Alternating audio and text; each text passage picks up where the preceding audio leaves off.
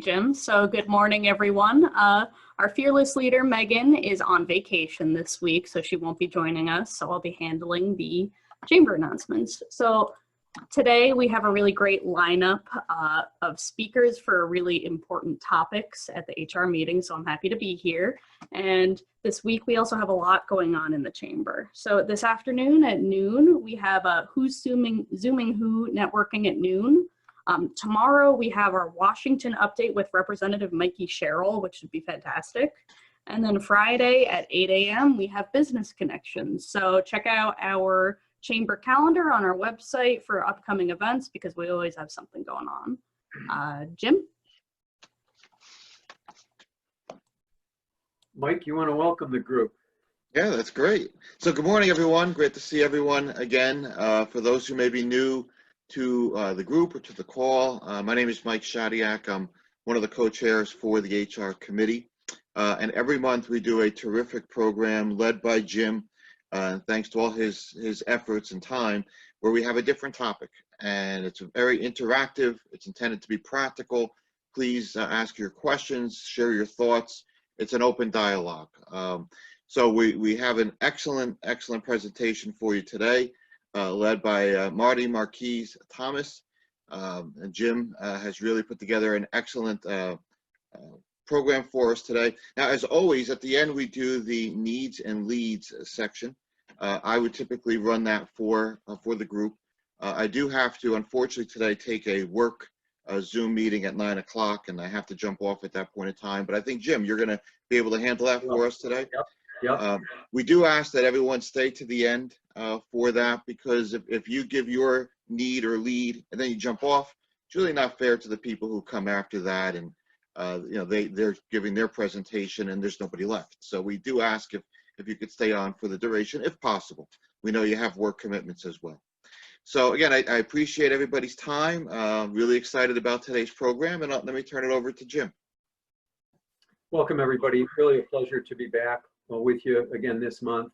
My name is Jim O'Hearn. I run a leadership development practice here in Morris County, helping teams with strategy and leadership development.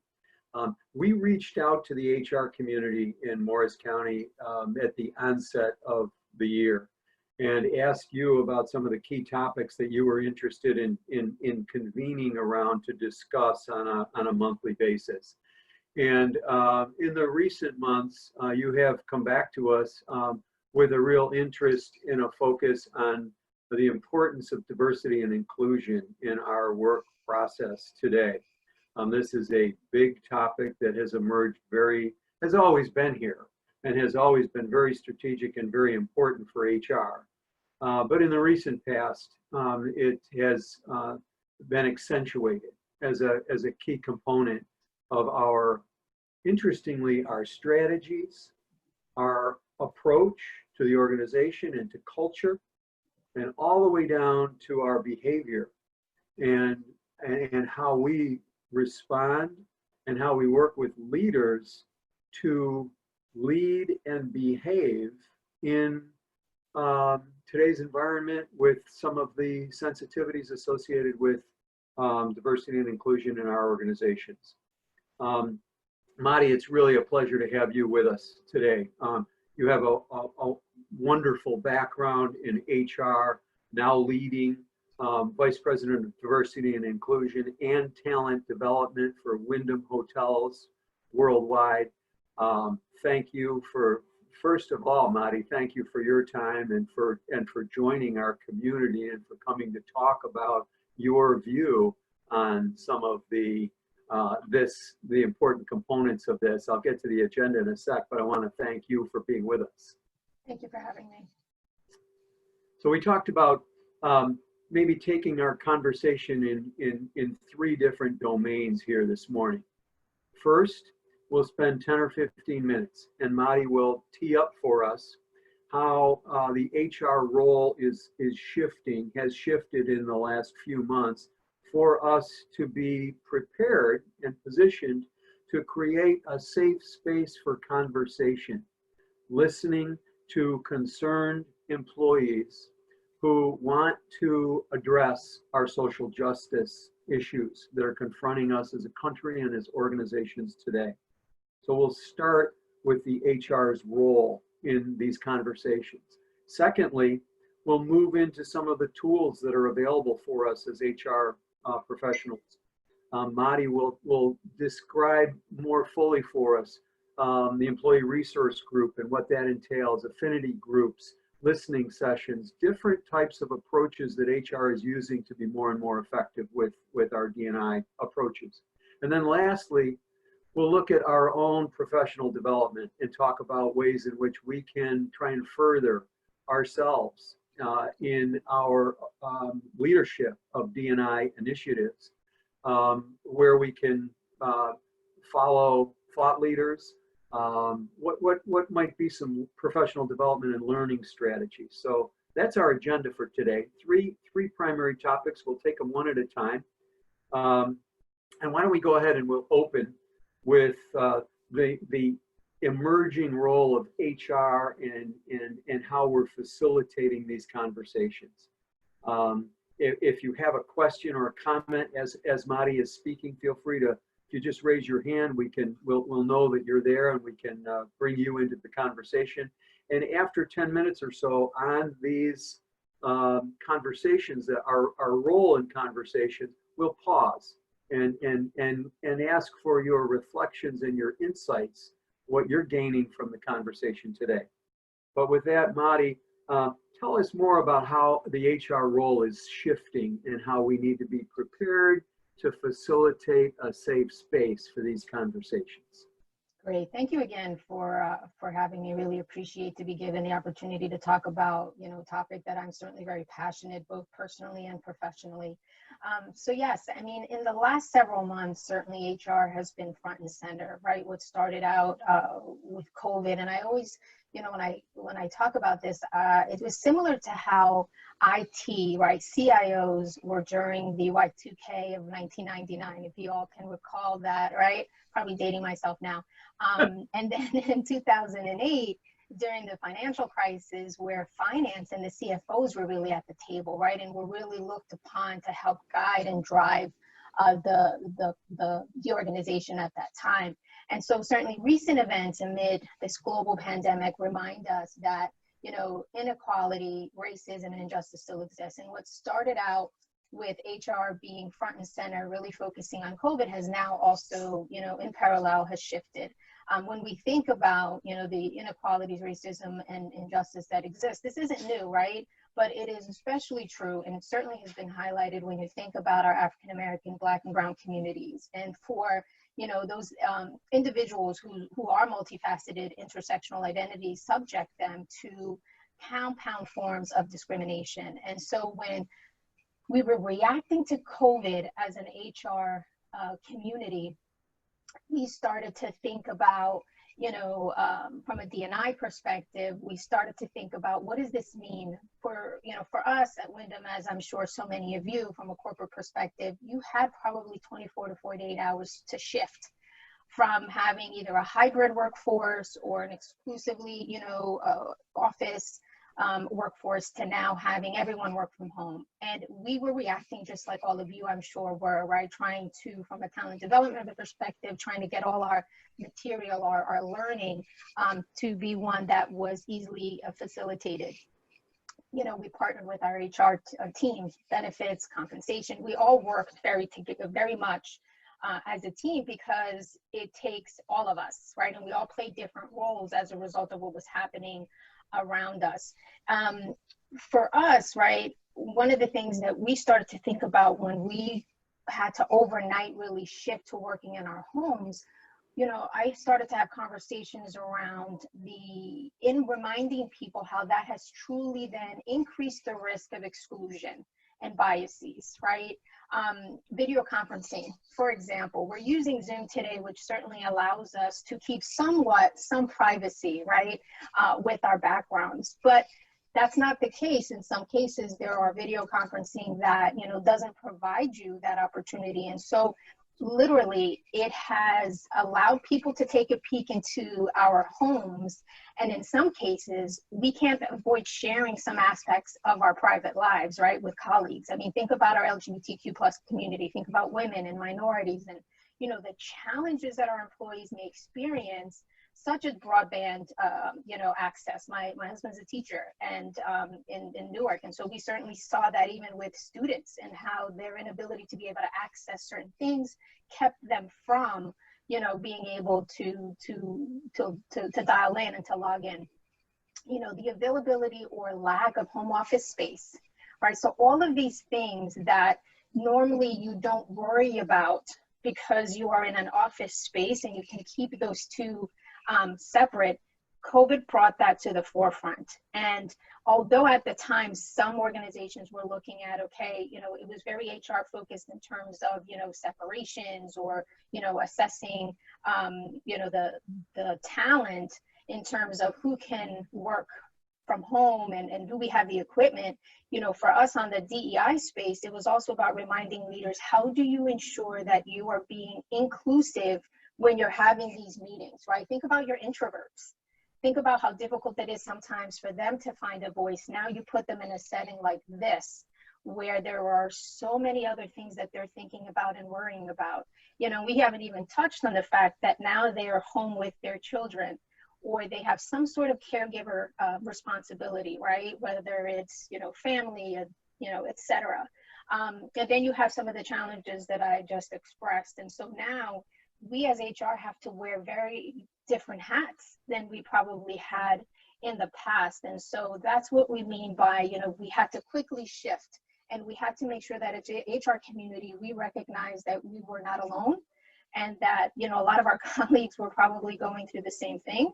The one thing that I did notice is the networking, right? And how we recognize that we were all having the experience of COVID and all of the things that came with it, depending on where you were within the HR community.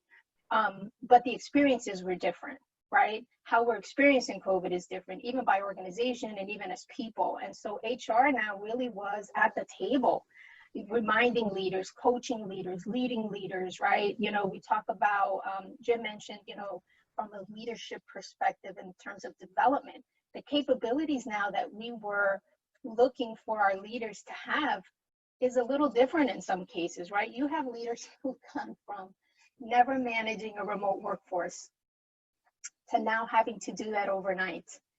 And think about the challenges, think about the conversations that you're certainly having to have that you weren't having before, right? That was one piece of it.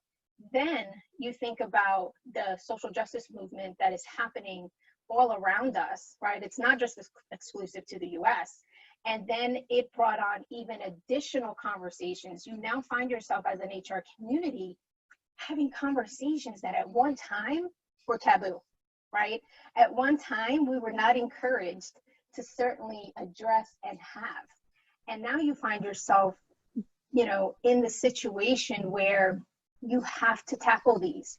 And it's no longer just an HR thing, right? You know, when the George Floyd headlines have happened, I remember that weekend, my first reaction was, oh my gosh, I have to reach out to our community, right? And reaching out to some of my folks and being able to just to say, how are you feeling? How are you doing? And helping our leaders understand that it is not the HR's sole responsibility to take time to reach out and to simply see how your people are doing, right? Not just because of COVID and all of the things that I've just talked about and more, but then you now add this social element, right? The social justice element and all of the things that we're bringing to the forefront when it came to our communities. And how are we addressing that? How are we just simply checking in? And, you know, I'm sure many of you can probably relate, right? You had leaders who leaned in and were all in, right? Reaching out to me, reaching out to you, I'm sure. And then there are others who were like, I don't even know how to have these conversations, right? I don't want to say the wrong thing. I have good intentions, but what if I say the wrong thing and I actually cause more harm than good? And these are the things that we struggle with. And not even to mention, right? You're all people. and you're also all dealing with your own roller coaster of emotions. You too now find yourself having to work in your home. Because let's face it, we're not working from home, right? We're working in our homes. There's a big difference. And so you too now are trying to compartmentalize how you're dealing with everything you have going on at home, similar to probably the constituents that you serve. And then you're also trying to deal with how you are feeling from a social, justice movement and everything that's happening. But yet you have to be front and center, right? You have to make sure that you are present and you are providing the guidance and the leadership to everyone. And how exhausting is that emotionally? You raise so many good points here, but you're really onto something. HR, some folks may be very comfortable stepping into these conversations. Some may be a little bit, unsure. And then leaders are in the same place. Some are going to lean right in. And so can you say more? So how are you preparing our HR colleagues to step into this space, to be a little more comfortable, and then how to coach leaders in the same process? This is not easy. It's not, right? And the one thing that I was happy to see, even with COVID and then obviously the preceding events, was the outpouring from our partners, right? From vendors who really leaned in, right? And really started to offer resources, started to offer opportunity for the HR community to come together and talk through. We were all having similar challenges. And some of us had gone through this when it was the financial crisis. And so they were a little bit ahead of the game. And so, creating these forums where we were able to come together as an HR community, we were able to reach out to our networks. I found myself reaching out to people that I hadn't reached out in a while and being able to say, here's the challenge, right? Because I don't have all the answers. And that's the challenging part, right? Because you have the role that you have, everybody looks at you and thinks you have the answers for everything. And we don't. And so being able to reach out to our partners, reaching out to, those who've gone through it, and being very honest with our leaders to say, having that cultural humility for us was also having cultural humility to say, we don't have all the answers. We need to lean in and really reach out and leverage those who've done it before, right? And so what is their best practice? We did that from a COVID facilities, security, health, etc. But we also did it in the HR space, right? From a DEI community. And being able to tap into some of those leadership capabilities and workshops that we've done in the past. Being able to have one-on-ones with leaders and really addressing and leaning in to understand what were they dealing with, right? We there were times where I would say, okay, here's what that conversation can sound like, right? Talk to me about what's your hesitation. What are some of the things that you're seeing, feeling, and listening, and not going in thinking that it's a one size fits all. That's not going to work. And being able to meet your people, meet your teams where they are, and knowing that it's not going to be the same. We at Wyndham, we reached out to Diversity Inc., which is our partner in diversity best practices. We also partner very closely. We have a good relationship with some folks at Korn Ferry. As you know, they have, or you might know, they have a diversity and inclusion practice and have really been in the forefront. They've put a lot of materials out there that we've been able to leverage and kind of, take and learn, right? It's really about taking, learning, and seeing, okay, what's going to work for us? What's the situation we're dealing with today, right? Because you read so much, you hear so much, but not everything is going to be the right fit for you, right? And at Wyndham, we recognize that. We know that we have certainly, have had a lot of progress, and we've been, recognized for a lot of our diversity and inclusion efforts, but it's a journey. We know we still have somewhere to go, and so we continue to enhance our D&I strategy. But when it's about the coaching and the learning, it's knowing that it has to start with you first. You have to make sure that you know enough, that you're confident enough to have these conversations. Don't be afraid to reach out to your network, to those who are doing it and have been doing it longer. I have a mentor that I reach out on a regular to be able to say, okay, I'm going into this conversation. I've had this conversation before, but this is a different situation now. It's different people. Can we talk it through? Here's how I think this could sound like, right? It's and then take the moment to reflect afterwards. It's always about the reflection, right? What could I have done differently? How did that go? And continuing to, be open to that. Marty, I wonder if we could go one notch deeper right here. And let's say I'm running the HR organization, and I have for some time, or I'm a functional executive. And I walk in your office and I say, I really want to be prepared. I really want to support the effort. And I really want to make sure that I'm accessible to my team and to my part of the organization. But I want to make sure I do it, what advice would you give me on how to position myself as a leader to demonstrate my commitment to D&I at this point in time? Mm-hmm. So when, as I mentioned earlier, when the George Floyd headlines occurred and it became the topic of everyone's conversation, the first thing I did that weekend was reach out, as I mentioned, to some of my team members. Specifically, I reached out to two of our affinity group leads that lead our Spectrum group. That's one of our groups that focuses on our African American and Black community, and just reaching out. How are you feeling? Right, talking to them a little bit, and then getting on a call on Monday with them specifically, because I also recognized that we needed to have all hands on deck, right? I had reached out to our leaders as well, to my boss and one layer up, to be able to say, we have to be prepared for this, right? We have to start having the conversation. So when some of the leaders were reaching out, and proactively I was reaching out to them, right? Because you also know that some folks aren't going to reach out to you, and so you have to kind of, again, lean in and be able to have those conversations, be able to reach to them and say, you know what, right now, it's just simply reaching out to your team members and letting them know that you're there. You don't have the answers, right? Just listen. Being able, that first week, that first 2 weeks, it was about, how are you? I can't even imagine what you're going through. I don't know what that experience is like, but know that I'm here for you, right? We leveraged our affinity business groups to even help us have listening sessions, which leaders were a part of, so that the leaders could start to first understand and hear what was happening. So then I would be able to be in a better position, HR, right? Because I didn't do it alone. HR could be in a better position to just coach them on, just listen, right? This is not the time to think that you have a solution and you have the answers. We're not there yet. Yeah. It's just take the time to listen, get a pulse check. How are people feeling? What are they thinking? Right? So that we then can react. I think sometimes we're very quick to wanting to react to something and to have solutions for it. And sometimes it's just as simple as really sitting back and saying, okay, what's happening?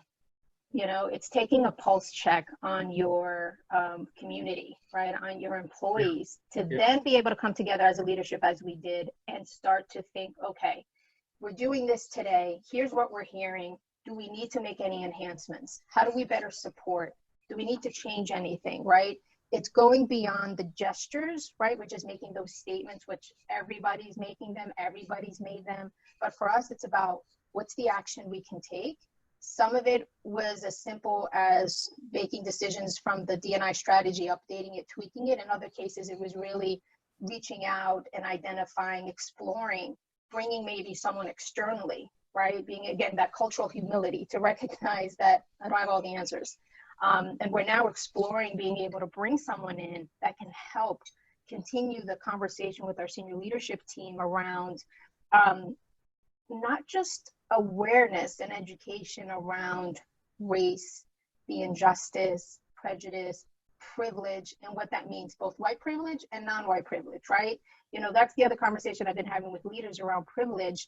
It's about, as a Hispanic woman sitting at the table, I have privilege, I have a voice, right? I'm the voice of those who don't have that same seat, who don't have that same influence. And so how am I leveraging that privilege? It's helping people understand what that means and how will they show up? How can they show up to be able to have an impact and make it a more inclusive environment? This is, again, really, really helpful, Madi. And I want to open the floor in the event that anyone has a best practice that you'd like to share on how you've prepared a leader or prepared yourself. when you say, Madi, that number one, we can walk in listening and just asking, how are you? Just acknowledging frustrations and concerns and anger and strong feelings in this day, acknowledging that and demonstrating your commitment to working on it, recognizing that you don't have all the answers. That's really helpful, Madi. Yeah, Jim, can I just add one thing to that? One of the things that I was coaching our leaders to say, it was actually, I'm sure all of you found yourself probably doing the same, is when people were saying, all very well intended, we're all in this together, right? Yes, we're all in this together. However, how you're experiencing it is very different of how I'm experiencing and how your marginalized community is experiencing. So I was always coaching them to say, yes, say that, but follow it up by saying, but I can't even, put myself in those shoes, right? I don't know how you're dealing with it. I think that's an important piece as well. Right.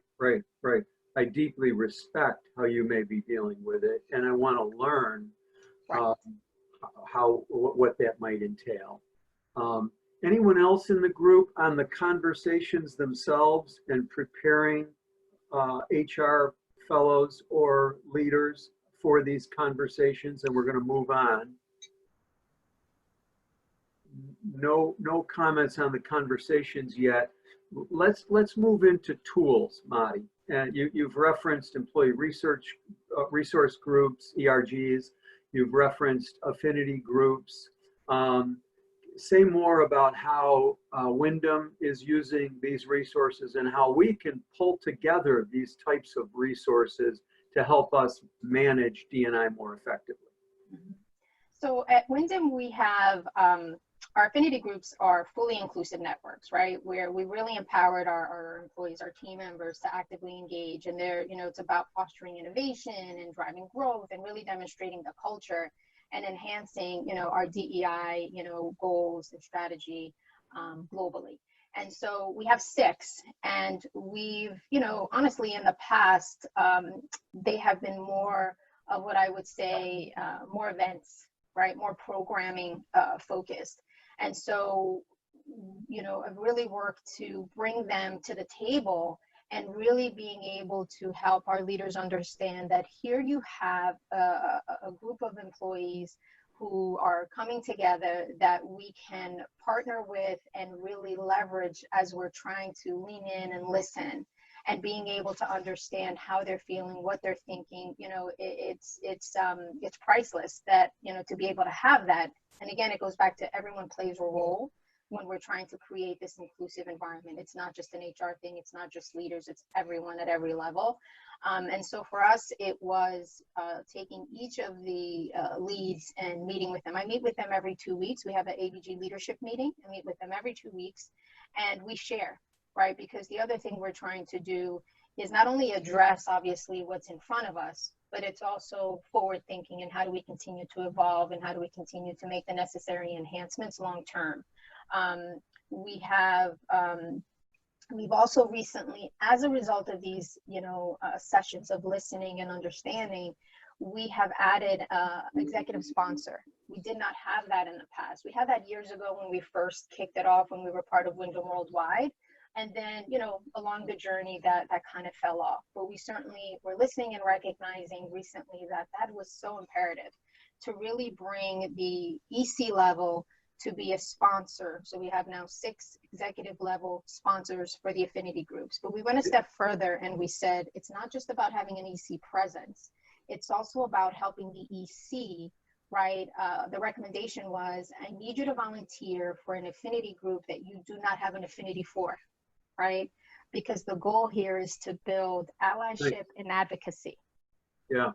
Right? So there's a tool that you have that doesn't cost you anything, right? It's leveraging the resources that you have, right? Being able to bring them along in this journey with us. They're the ones making the decision, right? They're the ones who really need that cultural intel that now they're able to get being part of these affinity groups. Can you give us more examples there, Madi? You mentioned 6. Can you say more about what your 6 affinity groups are, and maybe give an example of how you paired an executive with one who might not have been, and who turned out to be your executive sponsor? Yeah, absolutely. So we have Fuerte. Fuerte focuses on our Hispanic and Latinx community, right? Learning about the culture and, being able to, all of our groups, right? Also help to bring awareness and recognition to our groups. But Fuerte is a perfect example where we recently, as a result of the changes, we have a leader who has now taken over what we're calling our Americas. So he's now responsible, continues to be responsible for North America, but now he also has the LATAM market.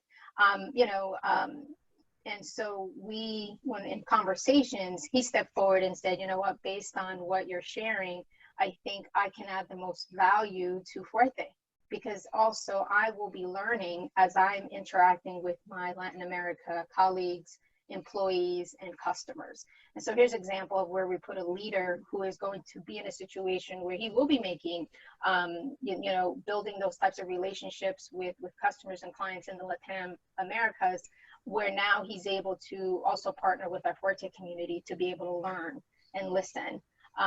Then we have our Spectrum group, which is our African American Black focused group. And we have the leader that is actually responsible or has volunteered is someone who's active, honestly, as an EC member. He's active in all of the affinity groups, because you can become a member of all of them. And he kind of stepped up and said, you know what, I'd love to learn more. Here's one of the groups I haven't been as involved with. And so that's another example. We have our Next, which is our generations, right? They focus on, all of our generations that we have working in the organization. And our technology EC stepped forward, our CIO stepped forward and said, when I think about, I need to have a pulse and an understanding of the various generations that we have working in the organization, right? Being able to have that cultural intel. Being able to be the advocate and support and understand as we're making decisions when it comes to technology, when we're making decisions, on those things that really impact all the generations. We have our Salutes, which is our veteran and military focused. And so we have a leader who, in our marketing team, who has stepped up and volunteered. So as you can see, we've taken, or the leaders have volunteered to be part of our groups in an effort to build the allyship, build the advocacy, be at the table, understand what's happening, so that they as a group can come together and have a pulse on everyone that they're supporting, everyone that they're serving within the organization. Then we also have Women on Their Way, which is funny because Women on Their Way is one of our oldest. We've had that. It started even before internally. It started out as an external group. So if you remember back in the day, women certainly weren't traveling for business, right? They weren't traveling. And so early on in our industry, this group was formed. Wyndham formed this group to get external information on women travelers in an effort to make the necessary changes from an accommodations in the hotel, right? If you think back when you travel, right, there are, the mirrors, the lighting, there's a lot of different things that didn't exist early on in hotels that have since been added as a result of the feedback we received from women travelers. And that's really how Women on Their Way kind of began. And then we brought it internally. It was one of our first affinity groups back in the day. So one of the things that group has brought forth is how the name's a little archaic. And they're actually going to revisit that name because, Women on Their Way, we're not on our way. We're here. We've been here. And so here's an example of the group coming together and saying, yeah, it fit the time. Our mission is still the same, but our name needs to reflect where we are and where we're going, and we're not on our way. So those are the type of things that, although it's a name and you say, yeah, it's a name, no, but a name, words, have an impact, right? People hear that. So they're in the process of updating their name to be reflective of where they are and where they want to go. Madi, it's great to hear about these groups and how you form them, executive sponsorship. It sounds like you're very involved with them. Can you say more about some of the key learnings from these groups, particularly in the last few months, and the impact of some of that learning on Wyndham? How has it shifted either policy or approach? How are you putting into practice some of what you're learning from these groups? Yeah, I mean, you look, we are, for those of you who may not know, Wyndham Hotels and Resorts, we spun 2 years ago from what was Wyndham Worldwide, right? So we're still fairly a young company when you think about it. And we certainly have made, some really great progress, but certainly recognize and know that there is so much more that we need to do and continue to do, right? We have been, recognized since we spun 2 years in a row. We were named Best Place to Work for the LGBTQ plus Equality by the Human Rights Campaign, right? We were recently named 2020 Noteworthy Company for Diversity, Inc. after having been on the top 25 for years as part of Wyndham Worldwide. Congratulations. Thank you. Also recognized as one of the world's most ethical companies by Ethisphere for the 2nd year in a row. So as you can see, and I'm sharing that to say that our D&I journey has been one that we continue on, and we certainly are so grateful for the accolades externally, but we recognize that there is still so much more that we need to do in order to continue to foster the inclusive culture that we have. So from these listening sessions, as I mentioned, the executive sponsorship certainly came in. They are also rotational, right? They serve a year. And the purpose of that is so that they get a chance to experience all of the affinity groups. In addition to that, we've added a diversity and inclusion goal for our senior leadership team, right? Now, inclusion is a value. And so that is something that, we take very seriously. But now we're saying, the goal is going to be now added onto their performance management cycle. In addition, for Juneteenth, June 19th, we took that day and we gave our employees that day off. And that was a day to reflect, right? And since then, we've had time to reflect and listen. And that will be something that we're going to be looking at for next year as a holiday. In addition, we're also continuing to work very closely with our HR teams, with our leaders. As I mentioned, we're exploring bringing one of our external partners to really have those essential conversations to kind of help facilitate, again, not just education and awareness, which is really important, but it's also about giving the leaders the tools, right? Equipping them with what they need to be able to have confidence and be able to have those conversations so that they are also champions of diversity and not just the diversity office or the HR team overall. So it's really equipping them. We're also leveraging our internal tools. We leverage Success Matters, and I'm not sure if any of you are familiar, but Success Matters has the JAMS page, right? It allows us to create these group pages. Each of our affinity groups have those pages, and it's another place for us to amplify the message, for us to be able to direct our members to collaborate and share and learn from each other. But just as important, it's opening that up for all team members so that we are looking at our diversity and inclusion calendar, right?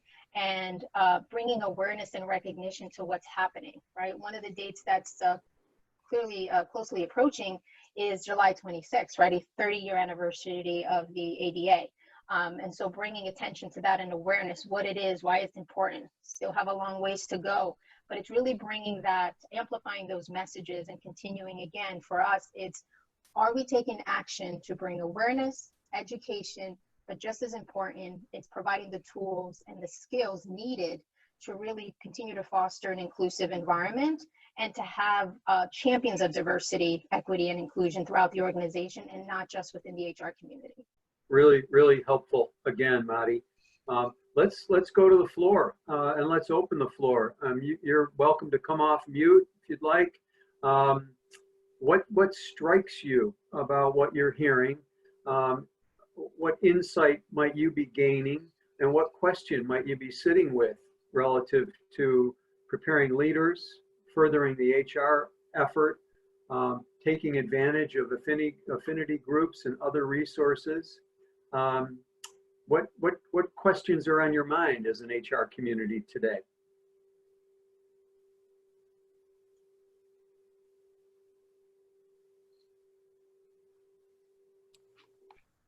I have a question. Please, Kay. So, Madi, you mentioned that you had basically a committee based in bridging generations. What exactly do does that group do in order to foster like better understanding and relations between different generations? Because as a millennial, I've spoken with the Young Professionals Committee here at the Chamber about this a lot. And I just wonder, we've spoken about, oh, maybe we could do something about like how millennials communicate versus how baby boomers communicate to try to bridge the gaps. But what does your group do in order to kind of foster those conversations? Yeah, thank you for that. So as I mentioned, although their focus is certainly about bringing awareness and helping our generation certainly work and learn together, everyone's obviously invited. We also leverage external speakers, right? We also leverage external resources to be able to come in and speak to.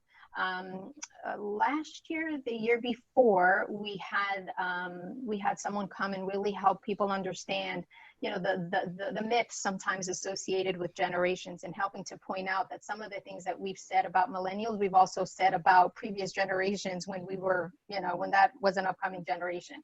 And so it's really kind of helping people to understand that this happens in every generation, and you know why we shouldn't do it, and here are some of the things that we should really focus from a positive, and how do we better collaborate and work together. So there's those types of programming that goes back to the awareness. They also partner, all of our ABGs honestly do, partner with the business, right? Partner with our sales teams, partner with our talent acquisitions team, because from talent acquisitions, right, in order to be able to recruit the new generation, and all generations honestly, but you know, specifically to your question from a millennial perspective, is being able to have them be able to share with us what are some of the things that from a generation are important, being able to take them with us when we're going out to these events, where we're going out to these career fairs, et cetera, right? Because let's face it, we want to see people that look like us, right? To be able to connect and say, oh, okay, they get it, they understand. And so those are some of the few ways that we leverage Next, as well as the other affinity business groups. And they also, we've recently added, again, leaning in, learning, hearing, and then actioning on it. As you've heard me mention, our Social Responsibility Council now will include our ABG leads. They will now sit at the table with the decision makers across the business to be able to bring in that information, that voice, right? They are the voice of the communities that make up Wyndham. Great, thank you so much. Thanks, Madi. Other questions for Madi, for one another? Alan, looks like you've got one. Yeah, Madi, I think this has been an absolutely fascinating discussion. Thank you. One of the things that I'm sensitive to is the fact that you've managed to leverage the other executives within Wyndham to buy in. And I'd like to learn a little more about how you did that. This certainly isn't something I've done alone, right? I happen to lead diversity and inclusion and talent development, but it's certainly always a team effort when it comes to the HR community. We all play a role. We are all very aligned. You know, the executive committee, you know, we're fortunate, right, that the executive committee is very on board and understand. I mean, think about our industry. We welcome people from all walks of life across the globe. And so inclusion is important for us, right? Culture, being able to understand differences and respect that, and know that that is part of our secret sauce when it comes to what we do internally and how we support our guests. So it's a little easier, right, when you have leaders who certainly understand that, when you have executive committee members who understand that, and being able to bring them into some of these conversations and just helping them understand, right? They, you know, they want to be able to continue to foster this, right? And they want to be involved and part of that, rather than kind of, you know, receiving the information. Now they want to be able to hear it firsthand, right? Being able to be part of an affinity group, and eventually they'll be a part of all the affinity groups due to the rotation that we now have, is to be able to sit amongst folks that normally would not have that exposure to an EC member, right? We just had, that's the other action item that we've just taken that I think helps answer your question as well, is our Chief Human Resources Officer, right, and our CEO actually had a listen session with our ABG leads. And we're going to be doing that monthly, right? That sends a huge message to his direct reports, right? The CEO is saying, this is important. I want to be able to listen. I don't want to just be able to get it, given to me on a quarterly basis when the SR Council meets, or, when I'm meeting with my senior leadership team. I also want to be front and center and be able to listen and hear. The EC members now will have an opportunity to do that as they lead these affinity groups. So it's just really engaging them and helping them understand that it's not just about the right thing to do, and we read it all the time and the messaging is out there. It's what your customers expect you to do, right? It's about not just doing the right thing, which is first and foremost so important. It's also important to the business because your customers are also looking to see how you're reacting and what kind of culture do you have? Do you have an inclusive culture, right? Is it more than just a statement? Is it more than just a gesture? What are the actions? What are you doing? What is happening internally? Because if you don't manage that well and you don't have that in place, and the executive team certainly recognizes that, it will inevitably, right, cross over into the service that we're able to provide to our guests. Hopefully that answers your question. It does. The only thing I'm looking at is, and I appreciate in your industry, it's really in their best interest to be able to be listeners. I think part of the challenge I'm looking at is for those different kinds of companies that don't necessarily have that motivation because they're not as customer centric as you would be, or they're customer centric not with the same perspective as you folks have in the hospitality industry.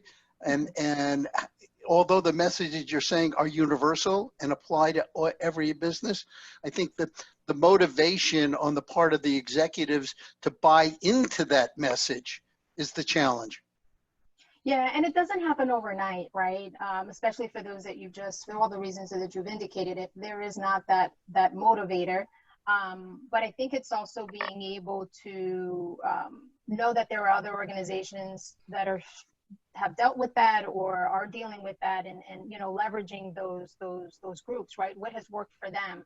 I'll tell you that there were a lot of these organizations, as I mentioned earlier. I was so pleased to see the outpouring of resources. I'm sure you also noticed, right? The outpouring of resources from various partners and vendors that now we're creating these roundtables, which allowed you now to expand your network, especially in a virtual setting, and being able to reach some of these groups, some of these, fellow D&I, fellow HR leaders to say, hey, I'd love to connect with you. I really liked what I heard. Here's the challenges. What has worked really well for you? I think I don't have the magic answer. Honestly, it's going to look different. It's going to sound different, to your point, based on the industry. I think it's just being open to reaching out and making those connections with people who've either done it or in the space, and more willing today than ever before to give that free consultation or that free guidance in an effort to be part of the change, the positive change. Thank you. That wise comments. Other questions, or you also may be this may raise for you reflection on a best practice that you've seen or you've experienced recently in a D&I effort or in a leadership development effort. Any better practices that you might share with our HR colleagues here, participants? I have a question for Mari, not so much a reaction to what you were just asking for. I'm just curious. First off, thank you for sharing everything. It was really great listening to this. So, I'm somebody that spends a lot of my world around harassment and discrimination kind of issues. And so I'm just curious to know what you did as an organization to try to address sort of the unintended consequences around some of this discussion. The last few years has been kind of an explosion around the Me Too movement, leading into the elevated awareness and outcry around racial equality. So I'd love to hear your perspective on that. Yeah, I think, look, it starts with always communicating and recognizing that at the table, you have to have multiple perspectives and voices, right? Meaning that we have to have legal at the table sometimes, right? In order to have the dialogues, the conversations, and talk through all the scenarios. At the end of the day, we're a business like everybody else, right? And to your point, you know, there are certain things that we certainly have to be aware of, recognize, and you know, be prepared for. For the most part, I think it's been, you know, well received because, you know, leaders have certainly partnered with HR and are open to having the conversation and you know, and addressing it. You know, for us, it's always about making sure that we are talking it through. Any decision that we're trying to make, we have to be cognizant of both the positive and the negative, right? It's like that mitigation process of what's the risk, knowing all of it, and what makes the most sense at the end of the day. And sometimes you take that risk and it's, well, you know, it works out, and sometimes it may not. But it's just making sure that we all agree as a leadership and understand the roles that we all play in order to, you know, to be able to accomplish that goal, whatever that goal may be. And it is difficult, right? These are difficult conversations, right? As I opened up earlier, you know, some of these, you know, race used to be a 4-letter word that was not addressed at work. Let's be honest, right? And now you have to. You cannot walk away from this, right? I was on a virtual conference a couple of weeks ago, and the presenters were all talking about, you know, all the best practices and things that they do. But one particular speaker talked about how if companies don't take action today, they may not be in business a couple of years from now, right? 3-4 years from now, because the tolerance, right, is not what it used to be. I mean, we see things that are happening and the change that are happening today that in some industries have been, you know, people and advocates have been trying to change for decades. And now we're seeing it because the timing is right, right? And so if those companies don't come along and face reality and recognize that, yes, it's not easy. And you know what? You're not alone. And you need to figure out what's going to work best for your organization, because it's not a one size fits all. Like all the things that I'm sharing in terms of our journey and our learnings and our reflection may not resonate with a lot of you today. And that's okay. But maybe you can take some little tidbits that you can take back and say, I didn't think about it. Maybe it may not work the way exactly Wyndham has made it work for them, and that's okay. We're in a different industry. We have a different organization. But I liked some of the things that I heard. Now let's talk about it as an HR team, as a leadership team, and how is that going to work for us? And sometimes that helps. Marty, it's really good to hear that you remind us that we're not alone. However, as we think about ourselves and our professional development and where we are in this, in our role here of leading these kinds of conversations and listening and encouraging action on the part of execs and all of us toward our commitment to our diversity and inclusion efforts. What might you suggest in terms of our professional development, and how can we stay sharp and on a cutting edge that continues to get more and more focused? Mm-hmm.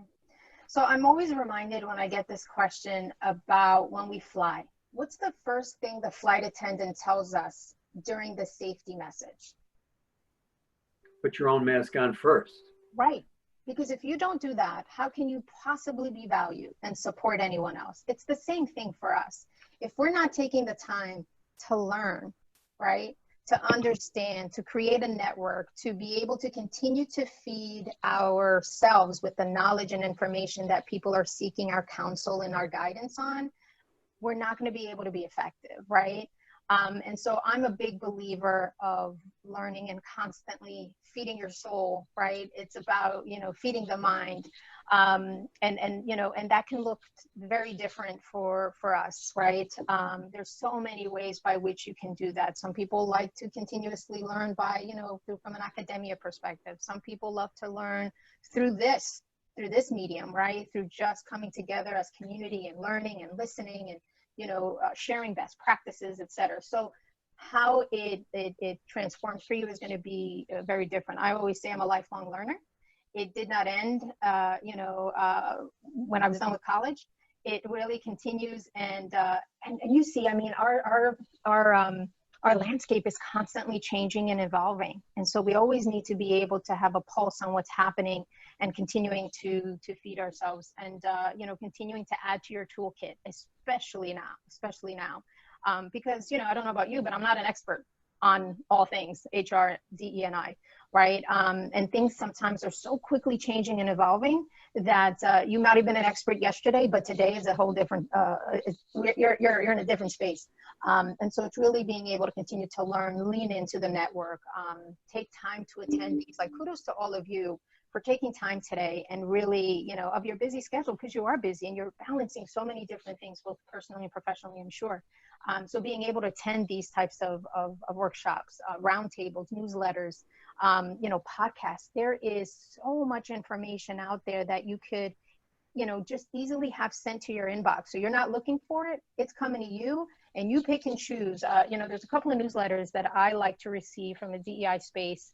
And I actually, the minute it comes in, I have a folder that it goes to, right? Because your inbox, I'm sure if it's anything like mine, it's very hard to manage sometimes. And so I create this folder that it automatically goes to it. It's there.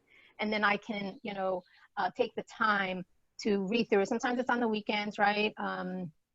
Sometimes it's Friday afternoon. We have Summer Fridays at Wyndham. We take advantage of that.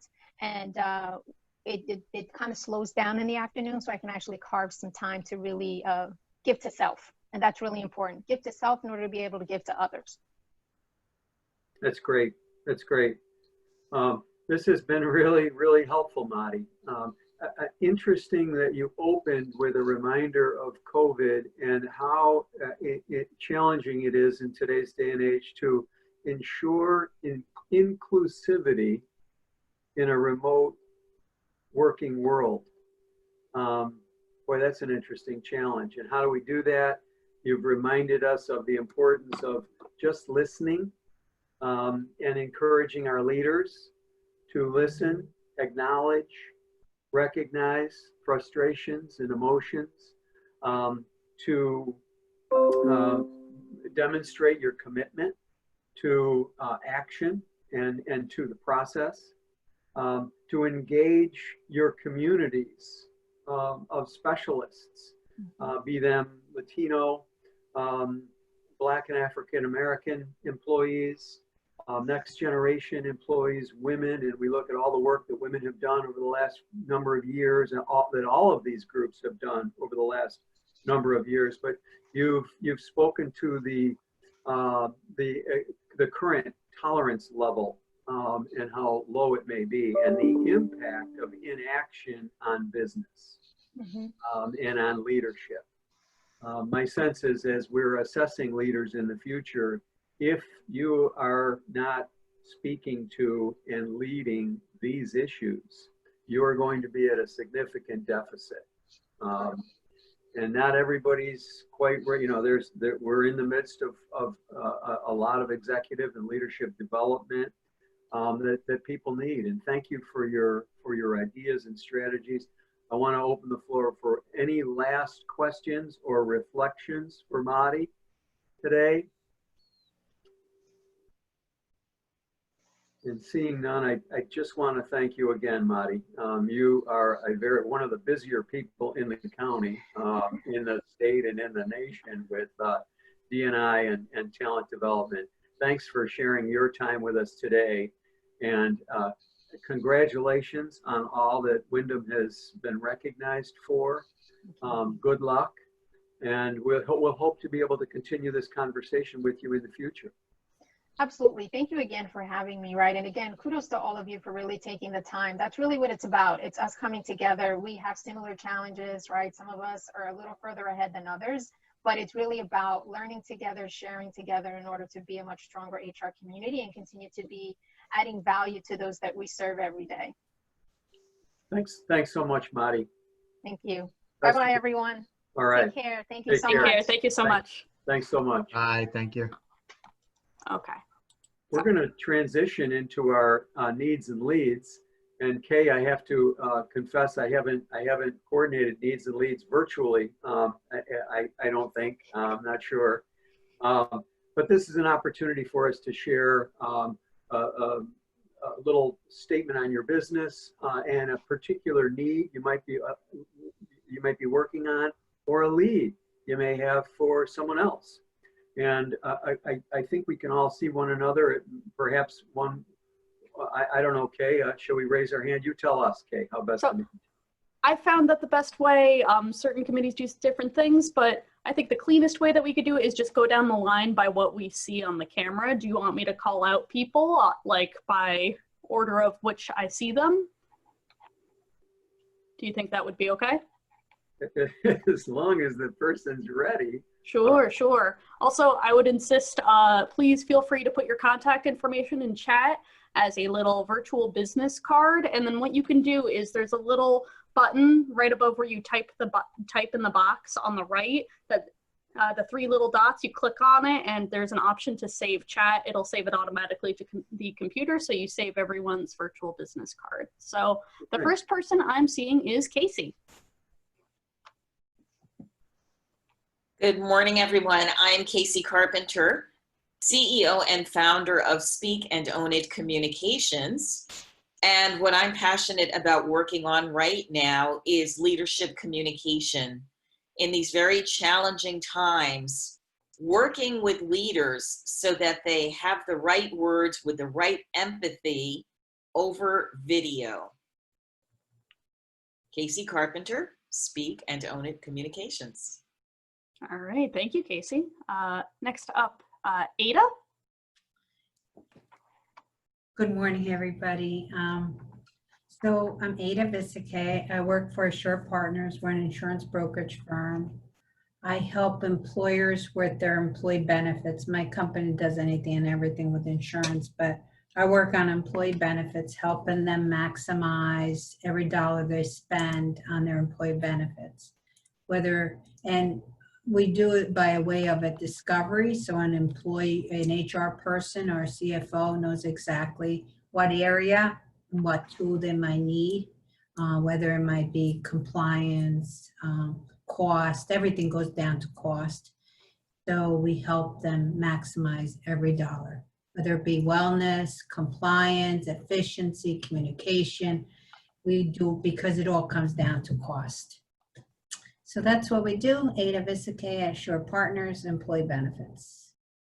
All right, thank you. Next up is Alan. Good morning. I'm Alan Berger with Berger Business Advisors. We're business strategists and architects. And what I found fascinating about this morning's discussion is it's critically important for every size company to kind of consider these things. Obviously, how they're going to implement them will be completely different. But the things that Mary shared are facts of life today. And each organization needs to figure out how it's going to implement those things. And these are the kinds of topics potentially that could be brought up through the Business Strategy and Tactics Forum, which I chair for the chamber. And anybody who's interested in that particular forum, this month we will meet the 4th Wednesday of the month, and look forward to anyone's participation in that particular forum, assuming you're a chamber member. All right, thank you. And I'll be there. Valerie.